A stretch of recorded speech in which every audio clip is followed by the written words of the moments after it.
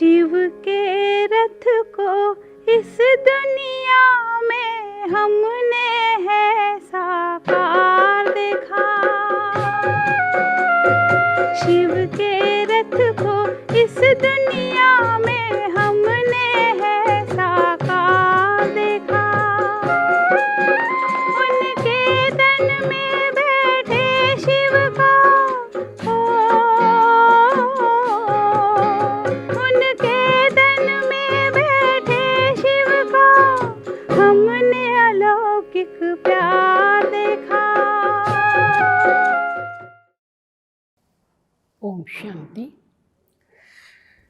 लौकिक नाम उषा है।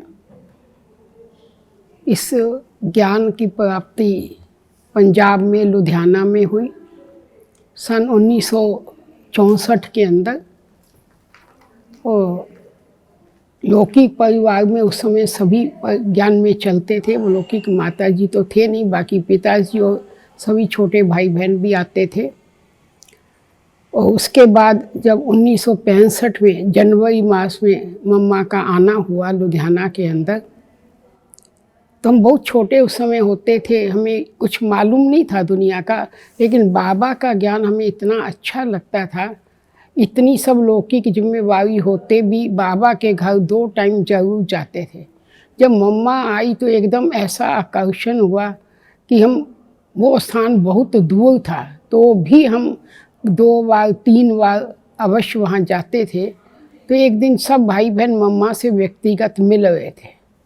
मुझे इस बात की नॉलेज नहीं थी कि मम्मा से कोई व्यक्तिगत भी मिलना होता है। तो उस समय मैं जब गई तो मुझे एक भाई थे, उन्होंने बोला कि आप कैसे आए हो। मैंने कहा जैसे ये खड़े हैं बाहर मम्मा के मिलने के लिए, ऐसे मैं भी आ गई हूँ। तो ऐसे उन्होंने कई सवाल किए, आप क्यों मिलना चाहती हो मम्मा से, क्या मिलना। मैंने कहा मम्मा माना मिलना है हमें। तो जब मम्मा के सामने मैं गई तो मम्मा ने बोला कि बच्ची आप क्या चाहती हो, आप क्या कहना चाहती हो। तो मैंने कहा मम्मा मुझे आप जैसा बनना है।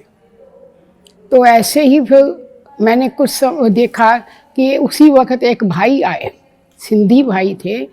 उनका बहुत मम्मा के प्रति आस्था थी, प्यार था, लेकिन उनके जीवन के अंदर हमने यानी कि जो मूल बात अपने इस विद्यालय की है, ब्रह्मचर्य की धारणा, वो उनके जीवन में नहीं थी। लेकिन उसके अंदर इतना था, मम्मा आएगी, मैं मम्मा की गोद में जाऊंगा। तो जैसे ही वो सामने आया, मम्मा ने एकदम उसको, मम्मा की गोद में आने को तैयार हुआ तो मम्मा ने एकदम उसको ऐसी दृष्टि दी, ऐसी दृष्टि दी, वो वहीं का वहीं बैठ गया। और मम्मा ने कहा कि मालूम है मैं कौन हूँ, मैं काली हूँ, काली हूँ।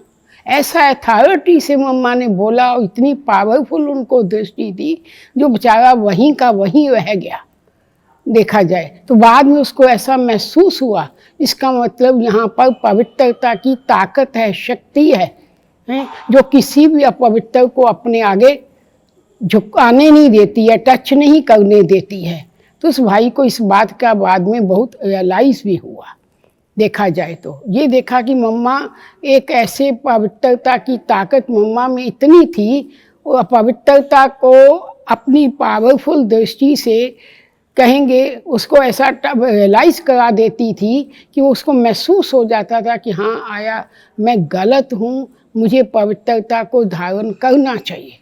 तो उस भाई ने ये महसूस किया मम्मा की उस दृष्टि से। तो ये बात भी हमने मम्मा से देखी, सीखी। बाकी मम्मा ने तो हमको पहले ही दिन से ये कह दिया कि बच्चे चलो आप सेवा में चलो, आप तैयार हो। तो हम, उस भाई जो सामने सेवा में था, उसने कहा हाँ मम्मा इससे पूछो, लेकिन इसकी जिम्मेवारियाँ तो लौकिक की बहुत हैं। तो मैंने कहा वो सब जिसने पैदा किए वही जानेगा, छोटे छोटे थे इसलिए स्टेट भाषा में हमने यही बोला। तो लौकिक पिताजी को भी उसी समय बुलाया गया।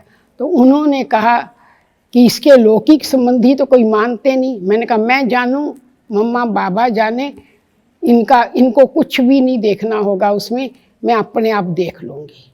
तो लौकिक बाप चुप हो गया।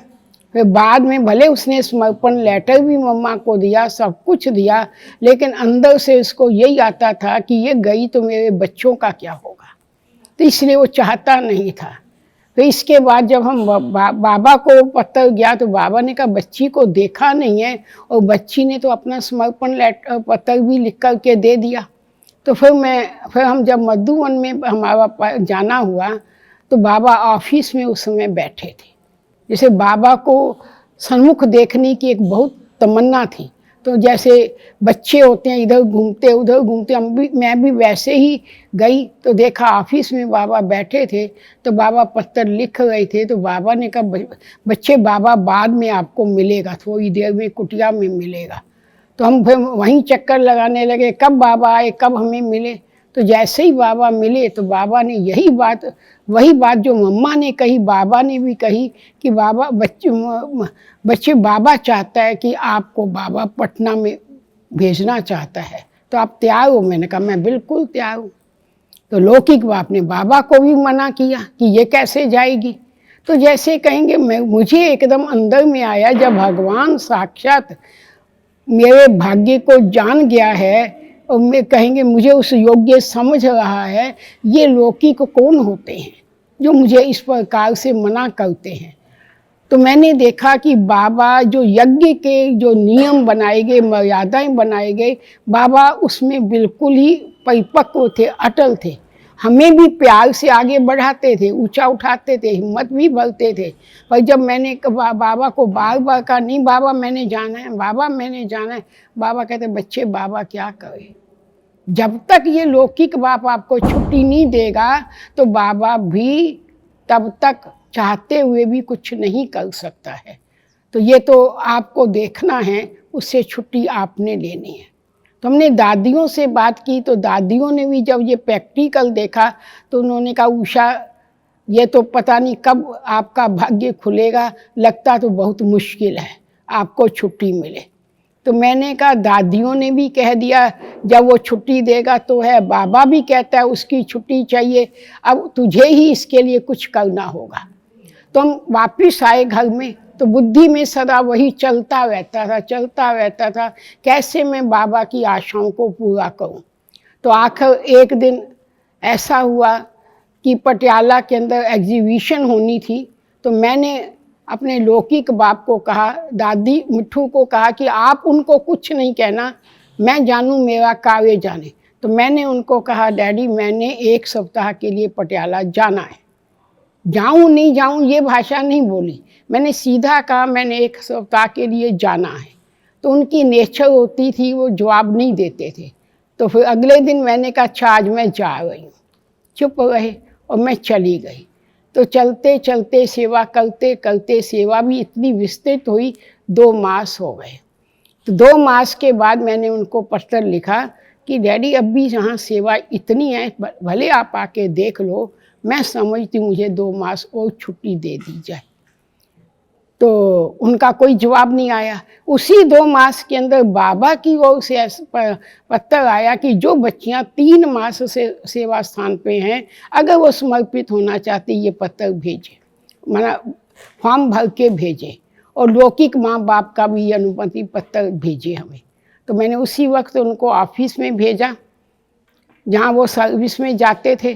तो मैंने कहा कि मुझे परसों तक मिलना चाहिए क्योंकि लास्ट डेट है। तो उन्होंने भी चाहे कहेंगे वो पत्र फॉर्म अपना भर के मुझे भेज दिया, और बाबा को हमने भेजा। तो तब बाबा ने कहा कि बच्ची ये कार्य कैसे किया आपने। तो मैंने कहा बाबा आपने का वरदान दिया कि आपको सेवा में जाना है, ठीक है, उस समय में आपकी आश को पूरा नहीं किया, और मेरे मन में अब तक भी था। तो मैंने तो ये कहा कि मुझे वहाँ सेवा में जाना है। तो अब फिर आपकी ओर से ये फॉर्म आया, मैंने भर दिया, उनको भी भेज दिया, उन्होंने भी मुझे दे दिया। तो उसके बाद का तो मैंने कहा मेरा बंधन तब से कटा। वो दिन आज दिन है। मैंने कहा बाबा के से जब फिर दोबारा मिले तो कहा बाबा हमने उनके पास जाने का मुझे संकल्प आता भी नहीं है, और ना मैं समझती हूँ मैं आएगा है। तो बाबा दादियाँ भी उस समय जब यानी कि उनको लगने लगा कि ये कैसे इसने इतनी हिम्मत की, छोटे छोटे सब भाई बहनों को छोड़ के। मैंने कहा नहीं दादी, आपका भी शुभ भावनाएं, बाबा की शुभ भावनाएं, ये सब ने मुझे हिम्मत दिलाई है। उसी हिम्मत के आधार पे बाबा की जो आज तक मुझे हिम्मत मिली है और आगे भी जो मिलेगी, ये जीवन बाबा की ही सेवा में चलता रहेगा।